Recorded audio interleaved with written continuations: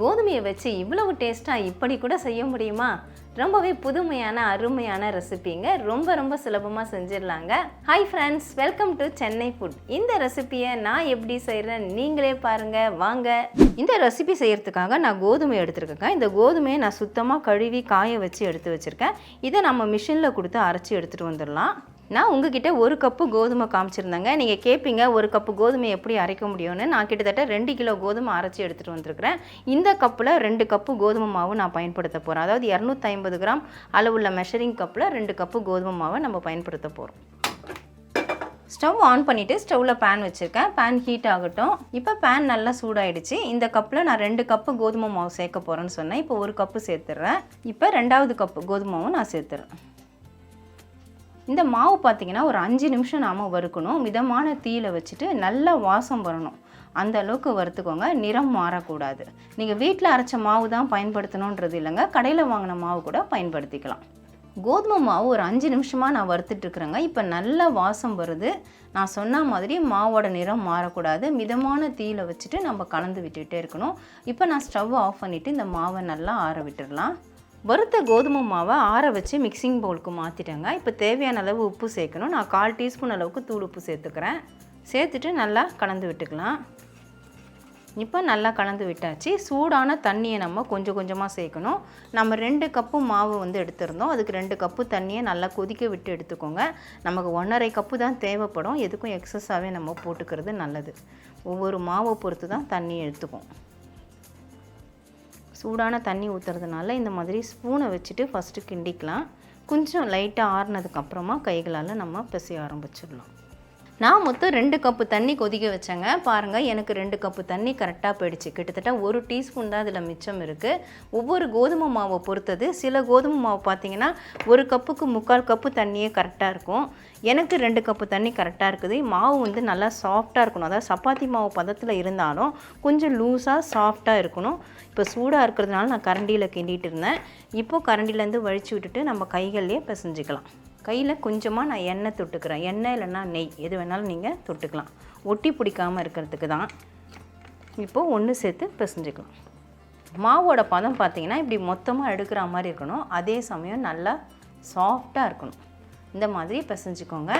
இப்போ இது பிழியறதுக்காக பார்த்திங்கன்னா நம்ம ஓமப்பொடிலாம் பிழியக்கூடிய அந்த அச்சு அதை தான் நான் போட்டிருக்கிறேன். லைட்டாக எண்ணெய் இல்லைன்னா நெய் தடவிக்கலாம். நான் கொஞ்சமாக எண்ணெய் தடவிக்கிறேன். இந்த மாதிரி தடவுனதுக்கப்புறமா கொஞ்சமாக மாவு எடுத்து இதெல்லாம் போட்டுக்கலாம். மீதி மாவை மூடி போட்டு வச்சுருங்க, இல்லைன்னா வறண்டு போயிடும். பாருங்கள், பிழியறதுக்கு நல்லா ஈஸியாக வரும் நமக்கு. இந்த மாதிரி தான் பிழிய போகிறோம். இட்லி தட்டில் பார்த்தீங்கன்னா எல்லா குழியிலையும் ஒரு துளி நான் நெய் இல்லைன்னா எண்ணெய் தடவிக்கோங்க. நான் எண்ணெய் தான் தடவிருக்கிறேன். இப்போ நம்ம பிழிஞ்சு விட்டுக்கலாம். இதே மாதிரி எல்லா குழியிலையும் நம்ம பிழிஞ்சு விட்டுக்கலாம். நாம் ரெடி பண்ண மாவு எல்லாத்தையுமே இந்த குழிகளில் பிழிஞ்சு விட்டுட்டேங்க. இப்போ நம்ம வேக விட்டுடலாம். இட்லி பாத்திரத்தில் நான் 2 டம்ளர் அளவுக்கு தண்ணி ஊற்றி வச்சுருக்கேங்க. தண்ணி நல்லா சூடான உடனே இந்த தட்டை நம்ம உள்ளே வச்சிடணும். இப்போ நான் வச்சுட்டேன். மூடி போட்டு விட்டுறேன். ஹை ஃப்ளேமில் வச்சுட்டு 10 நிமிஷம் வேக விட்டுட்டு ஸ்டவ் ஆஃப் பண்ணிக்கோங்க. 10 நிமிஷம் வேக விட்டுட்டு நான் ஸ்டவ் ஆஃப் பண்ணிட்டேங்க. இப்போ மூடியை ஓப்பன் பண்ணிடலாம். பாருங்கள், இடியாப்பம் நல்லா சூப்பராக வெந்திருக்கு. இப்போ சூடாக இருக்கு, என்னால் கை வைக்க முடியல. கொஞ்சம் சூடு ஆறுனதுக்கப்புறமா பிளேட்டுக்கு மாற்றிக்கலாம். இப்போ ஓரளவுக்கு சூடு ஆறிடுச்சுங்க. நம்ம ஸ்பூனை வச்சு லைட்டாக அப்படி தூக்குனாலே போகிறோம். நம்ம 1 ட்ராப் எண்ணெய் தடவி இருந்தோம். அதனால் நல்லா ஈஸியாகவே எடுக்க வரும். அவ்வளவுதான் ஃப்ரெண்ட்ஸ். வீட்டில் இருக்கக்கூடிய கோதுமை மாவு வச்சு அருமையான இடியாப்பம் நல்லா பூ போல் சாஃப்டாக நம்ம ரெடி பண்ணிட்டோம். கோதுமை மாவில் செய்கிறது ரொம்பவே ஹெல்த்தியானதும் கூட. நார்மலாக நம்ம அரிசி மாவில் இடியாப்பம் செய்வோம். ஆனால் இந்த மாதிரி கோதுமை மாவில் செஞ்சு பாருங்கள். டேஸ்ட் அவ்வளவு அருமையாக அட்டகாசமாக இருக்கும். அதை நம்ம பிசைஞ்சு பிடிக்கிறது தாங்க அதில் வேலை, மற்றபடி ரொம்ப கிடையாது. வறுக்கிறதுக்கு ஒரு 5 நிமிஷம் நாம் எடுத்துக்கிறோம். இப்போ இடியாப்பம் பாருங்கள் எப்படி இருக்குதுன்னு சொல்லிட்டு நல்லா பூ மாதிரி இருக்குது. ஒவ்வொரு லேயரும் பார்த்திங்கன்னா அப்படியே பூ மாதிரி பிரிஞ்சு வருது. அந்த அளவுக்கு நல்லா சாஃப்டாக இருக்குது இடியாப்பம். ரொம்ப டேஸ்ட்டாக இருக்கும். இந்த இடியாப்பத்துக்கு பார்த்தீங்கன்னா நீங்கள் veg gravy, non veg gravy, kurma, கடலைக்கறி இந்த மாதிரி எது வேணாலும் சைடிஷாக வச்சு சாப்பிட்லாங்க. இல்லை வீட்டில் நம்மளால எதுவும் செய்ய முடியலன்னா சட்டுன்னு கொஞ்சம் தேங்காய் துருவலும் கொஞ்சம் நாட்டு சர்க்கரை தூவிட்டு அப்படியே போட்டு பிசைஞ்சு கூட சாப்பிட்லாம். டேஸ்ட் அவ்வளவு அருமையாக இருக்கும். நான் பார்த்தீங்கன்னா தேங்காய் பாலோடு தான் சாப்பிட போகிறேன். நான் தேங்காய் பால் எடுத்து வச்சுருக்கிறேன்.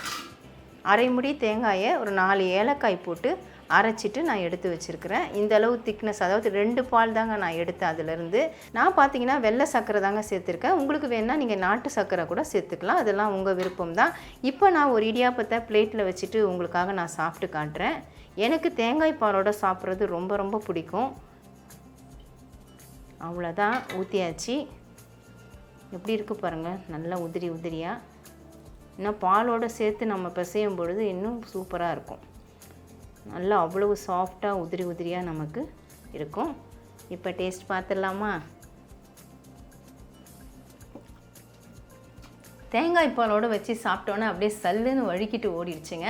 நான் எப்போவுமே பார்த்தீங்கன்னா இடியாப்பத்துக்கு தேங்காய் பால் தான் அதிகமாக வச்சு சாப்பிடுவேன். ஏன்னா அதுக்கு ரொம்ப ரொம்ப பிடிக்கும் எனக்கு.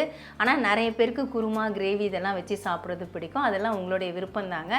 நீங்கள் எதை வேணாலும் சைடிஷாக வச்சு சாப்பிட்டுக்கலாம். ரொம்ப ரொம்ப அருமையான டேஸ்டியான இந்த இடியாப்பத்தை கண்டிப்பாக நீங்களும் ட்ரை பண்ணி பாருங்கள் ஃப்ரெண்ட்ஸ். ட்ரை பண்ணி பார்த்துட்டு எப்படின்னு எனக்கு கமெண்ட் பண்ணுங்கள். மறக்காமல் நம்ம சேனலில் சப்ஸ்கிரைப் பண்ணிக்கோங்க, லைக் அண்ட் ஷேர் பண்ணுங்கள். இதோட இந்த வீடியோவை நான் முடிச்சுக்கிறேன். மறுபடியும் இன்னொரு வீடியோவில் உங்களை சந்திக்கிறேன். Bye guys. Bye bye.